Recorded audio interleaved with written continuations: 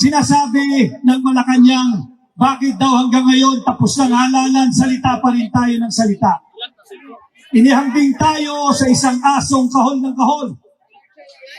Subalit nakalimutan ng taong yan na ang aso ay tinaguri ang man's best friend. Sapagkat ang isang tunay na matinong aso ay loyal at tapat sa kanyang master. Bakit daw tayo kahol ng kahol? Para daw po tayong asong kahol ng kahol.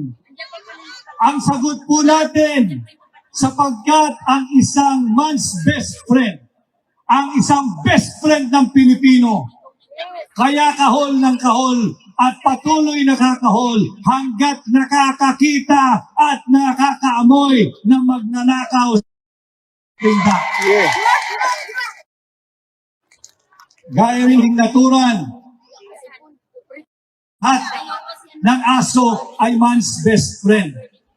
Iwasan at ingatan po natin yung uri ng aso na kahit wala kang ginagawa, ikay sasakmalin. Yang tawag dyan ay asong ulul.